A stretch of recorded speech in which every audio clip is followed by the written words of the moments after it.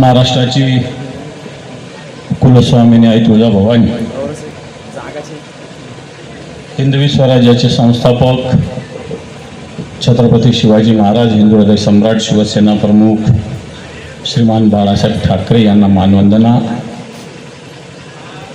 आता ज्यांनी मार्गदर्शन केलं ते या मतदारसंघाचे लोकप्रिय खासदार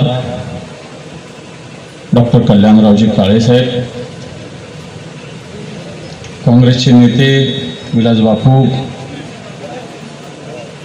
जिल्हा परिषदेचे उपाध्यक्ष म्हणून ज्यांनी काम केलं आणि या कार्यक्रमाचे अध्यक्ष सुरेंद्रदादा साळुंके, इथं उपस्थित आदरणीय कडूबाबा साळुंके, रामनाना साळुंके, नामदेवराव गुरुजी, नंदकिशोर साळुंके, मुकुंदजी साळुंके, विलासकाका गांगे, श्रीमंतजी उकिडे, शिवाप्पा साळुंके, सद्दामजी पठाण, अविनाश जाधव, ज्ञानेश्वर डांगे, समाधानजी निकाळजे, रामेश्वरजी कोरडे, मच्छिंद्रजी ठोंबरे, रशीद मामू इथं उपस्थित आहेत। शिवसेनेचे उपजिल्हा प्रमुख अशोकजी शिंदे, तालुका प्रमुख शंकररावजी ठोंबरे,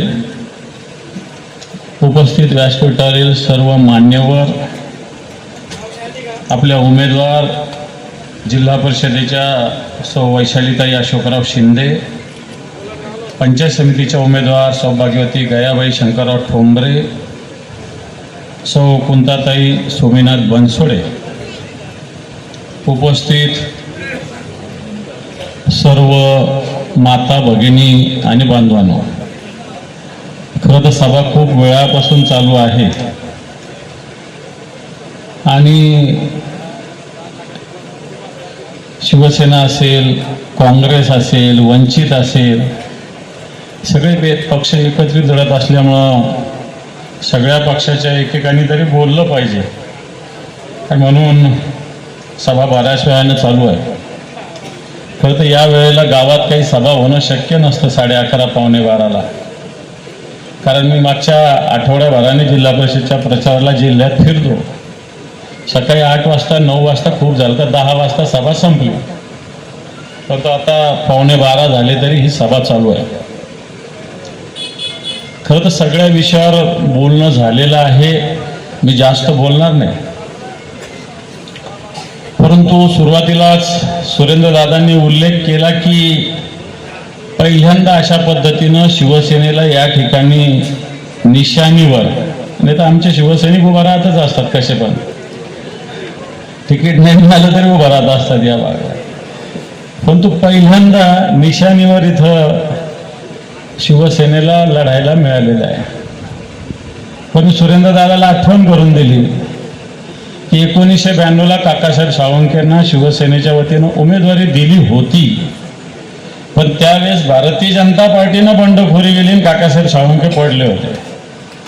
म्हणजे भारतीय जनता पार्टीला ही सवय आहे आणि त्यावेळेस काकासाहेब साळुंके इथं आहे का नाही आहे आता माहीत नाही, सभेत बहुधा नाही दिसत, नाही तर आले असते तिथं, परंतु पहिल्यांदा 1992ला त्यांना उमेदवारी दिली होती, प्रचारात आहे म्हणून कळालं माझ्यासोबत, आणि त्यावेळेस ती सीट भारतीय जनता पार्टीमुळे पडली होती। कोणी बंडखोरी केली आता त्यांचं नाव सांगत नाही, निवडणुकीचा काळ आहे, बरोबर आहे का नाही, परंतु बंडखोरी झाली होती। सांगण्याचा मुद्दा हा की शिवसेनेचं एक प्रचंड काम होतं, हे सर्कल असेल, बाजूरचं लाडसावंगी सर्कल असेल, पिंपरी असेल, त्यावेळेस अशोक जिजाई शिवसेनेच्या वतीनं निवडून आले होते पंचायत समितीला, इकडे आमचे सुभाष शेळके होते सेवनियस, ते जिल्हा परिषदेला उभे होते, आणि म्हणून या तालुक्यात काम शिवसेनेचं प्रचंड होतं। शिवसेनेच्या ताकदीवर भारतीय जनता पार्टी निवडून आलेली होती। आता थोडीशी ताकद काय वाढली, धनसंपत्तीच्या बळावर इकडचे तिकडचे लोक गोळा करून तर भारतीय जनता पार्टी डाराव करायला लागलेली आहे, परंतु या छत्र्या फार दिवस राहत नसतात, कधी बंद होतील याचा भरोसा नाही आहे। कारण भारतीय जनता ज्या पद्धतीनं या देशामध्ये या राज्यामध्ये काम करते ते जर बघितलं तर यांचे दिवस आता भरत आलेले असं म्हणायला काहीच हरकत नाही आहे। ही निवडणूक जिल्हा परिषदेची आहे, निवडणूक पंचायत समितीची आहे, खऱ्या अर्थाने याच्यावर रेल्वे आली काय विमान आली काय याला काही अर्थ नाहीये.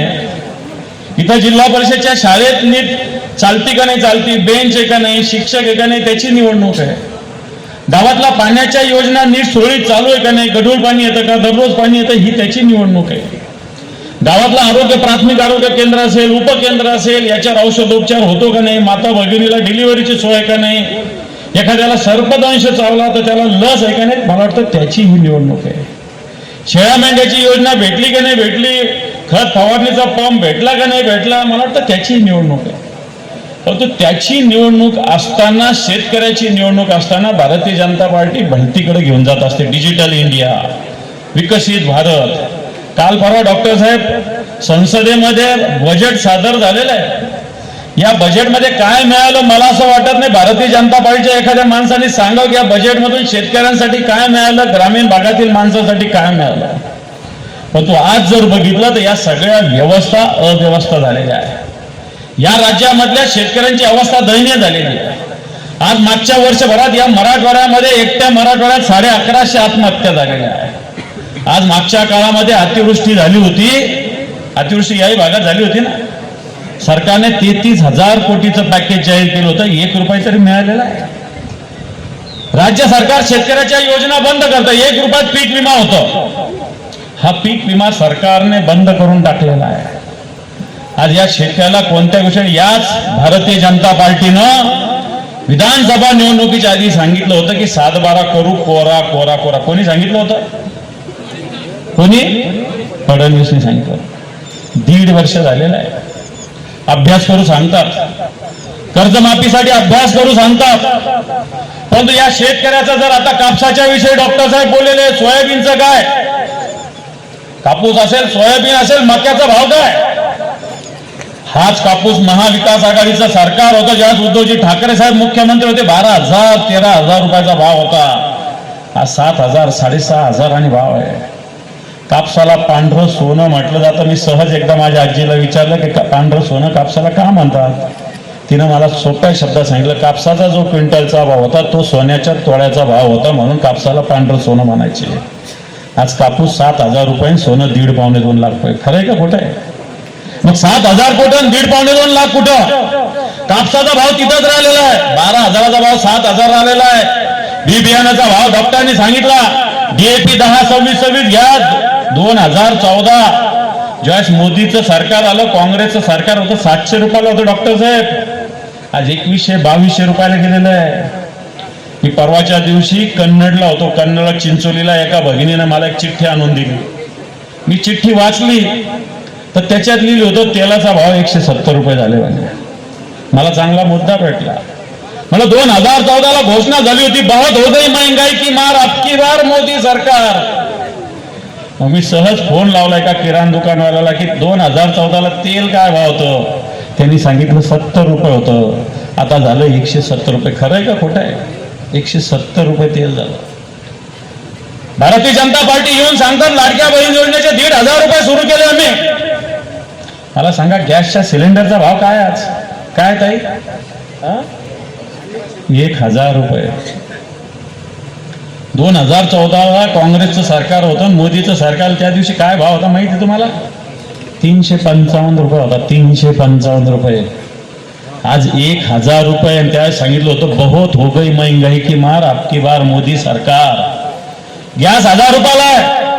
1,500 रुपये लाडक्या बहिणीला दिलं म्हणतात. 355 कुठं आणि 1,000 कुठं लावा. 650 रुपये एका सिलेंडर मधून घेतले जातात. 1,500 रुपये देऊन मोठ्या घोषणा केल्या जातात, त्यातल्या 50 लाख बहिणी काढून टाकल्या. इलेक्शनच्या सरसकट पुरुषालाही दिलं लाडक्या बहीण म्हणून अनुदान. आता 50 लाख बहिणी कमी करून टाकल्या. 50 लाख. परंतु या बहिणीच्या खिशातून, पर्स मधून किती पैसे काढले जातात. तेल जे 70 रुपये होतं ते 170 रुपये झालं. आज गॅसचं सिलेंडर 350 होतं, 1,000 रुपये झालं. मला वाटतं या सगळ्या वस्तूचे भाव भेटले तर डाळी 60-70 रुपये होत्या, 150 रुपयांनी झालेल्या आहे. आणि म्हणून बांधवांनो, मी आपल्याला याचा विचार करण्याचं आवाहन करतो. भारतीय जनता पार्टी खोटं बोलणारी पार्टी आहे. हिंदुत्वाच्या खोट्या घोषणा करणारी पार्टी आहे. हिंदुत्व हिंदुत्व सांगितलं जातं, 15 दिवसापूर्वी काशीमध्ये मनकर्णिका घाट भारतीय जनता पार्टीनं पाडला. हा मनकर्णिका घाट पुण्यश्लोक अहिल्यादेवी होळकरांनी बांधला होता. हा घाट जगात भारतातल्या कोणत्या हिंदूंना मनकर्णिका घाट माहिती नाही अशातला भाग नाही. अहिल्याबाई होळकरांची मोठी मूर्ती होती काशीमध्ये. भारतीय जनता पार्टीने ही मूर्ती तोडली, घाट तोडला. इथं अशोक शिंदेनं वायगाव देवणीला लौकी घाटावर मंदिराच्या तिथं मोठा घाट बांधला. भारतीय जनता पार्टीनं घाट तोडून टाकलेला. हिंदुत्ववादी कोण? हिंदुत्ववादी कोण? विचार करा. अहिल्यादेवी होळकरांची मूर्ती तोडली जाते, हे हिंदुत्ववादी आहे का वायगाव देवणीच्या लौकी नदीवर घाट बांधणारा हिंदुत्ववादी? त्याचा विचार तुम्ही केला? हिंदुत्वाची व्याख्या भारतीय जनता पार्टीनं बदलली. मुसलमानाला विरोध करणं म्हणजे हिंदुत्ववाद नाहीये. हिंदुत्ववादी आम्ही नक्की आहोत, कट्टर हिंदुत्ववादी आहोत, पण मुसलमानाचा द्वेष करणं म्हणजे हिंदुत्ववाद होत नाही. हा प्रबोधनकार आणि बाळासाहेब ठाकरेंचा विचार आहे, लक्षात ठेवा. म्हणून आम्हाला या देशावर प्रेम करणारा मुसलमान पण चालतो, या मातीवर प्रेम करणारा मुसलमान पण चालतो. हिंदुत्ववाद म्हणजे काय? हिंदुत्ववाद हिंदू असेल मुसलमान असेल ज्याच्या त्याच्या घरची संपत्ती आहे. या भारतामध्ये आपण सगळे, मी घरे मंदिरात जात असेल नाही तर नाही जात असेल, मामू मस्जिदमध्ये जात असेल तर नाही जात असेल, त्याचा प्रश्न आहे, माझा प्रश्न आहे. परंतु या भारत मातेला जो आपली मानतो तो खऱ्या अर्थानं हिंदू ही व्यापक व्याख्या बाळासाहेब ठाकरेंची, लक्षात ठेवा. आणि भारतीय जनता पार्टी मुसलमानाला शिव्या देणं म्हणजे हिंदुत्ववाद आहे.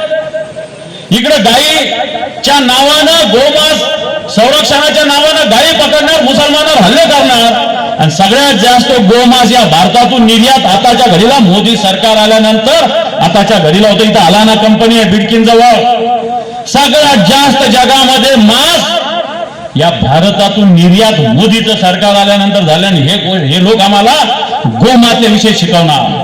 आणि म्हणून हे बोगस हिंदुत्ववादी भारतीय जनता पार्टी, लक्षात ठेवा.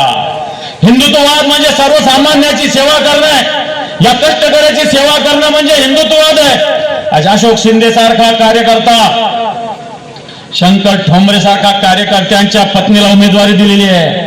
नुसती त्यांची पत्नी म्हणून उमेदवारी दिली नाही, एक कर्तृत्ववान भगिनीला उमेदवारी दिलेली. आपण त्यांचं वक्तव्य ऐकलं. 10 वर्ष वायगावचं सरपंच पद, सगळ्या योजना तिथं आणलेल्या आहे, सगळ्या योजना या वायगावामध्ये आणलेल्या आहे. विचारणार नाही मी काय करू, एवढं ज्ञान असणारी भगिनी आपल्या समोर दिलेली आहे. खऱ्या अर्थाने जे डॉक्टरांनी सांगितलं समर्थ महिला असली पाहिजे, तशा भगिनी आम्ही उमेदवार आपल्या समोर दिलेल्या आहे. म्हणून त्यांच्या माध्यमातून अनेक कामं आम्ही केलेले आहे. लौकी नदीवर 11 केटीवेर 11 कोटी रुपये खर्च सरकार नसताना. विकास काय? विकास काय? मला असं वाटतं या शेतकऱ्याच्या जमिनीला पाणी मिळायचे 11 केटी बांधले. देवमनेश्वर संस्थांच्या तिथं वेगवेगळ्या ठिकाणी हॉल बांधला, घाट बांधला, व्यासपीठ बांधलं, ठिकठिकाणी पाणी अडवलं, पाणी जिरवलं. भारतीय जनता पार्टी सारखी एकमेकाची जिरवली नाही, एकमेकाची अडवली नाही. खऱ्या अर्थानं शेतकऱ्यांसाठी पाणी अडवलं आणि शेतकऱ्यांसाठी पाणी जिरवलं. म्हणून बांधवांना मी आपल्याला आव्हान करेन, भाव नका बघू, गाव बघा आपलं. लोकनेता भाव बघतील, कोणतरी सांगितलं 2चा भाव आणि 5चा भाव, आपल्याला विकू नका. आपलं गाव बघा, कोण काय देतो ते भाव बघू नका. पैशाच्या माध्यमाने स्वतःला विकू नका.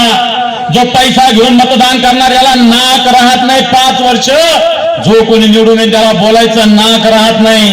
आज जिल्हा परिषद पंचायत समिती जन्मल्यापासून तर मृत्यूपर्यंत सगळ्या योजना जिल्हा परिषद पंचायत समितीतून होतात. आणि म्हणून खऱ्या अर्थानं कर्तृत्ववान महिला इथं आम्ही शिवसेना असेल, काँग्रेस असेल, वंचितच्या वतीनं, महाविकास आघाडीच्या इथं वतीनं आम्ही उमेदवार दिलेले आहे. म्हणून बांधवांनो मी आपल्याला आवाहन करेल, ही मशाल इथं निशाणी आहे, हा हाताचा पंजा इथं निशाणी आहे. ही मशाल परिवर्तनाची आहे, ही मशाल संघर्षाची आहे, ही मशाल शेतकऱ्याच्या हिताची आहे. आणि म्हणून या शेतकऱ्याचा हित साधणारा, आपला विकास साधणाऱ्या उमेदवाराला निवडून द्या. मशालीवर मतदान द्या, पंजावर मतदान, अशा प्रकारचं आवाहन करतो. थांबतो. धन्यवाद. जय हिंद, जय महाराष्ट्र.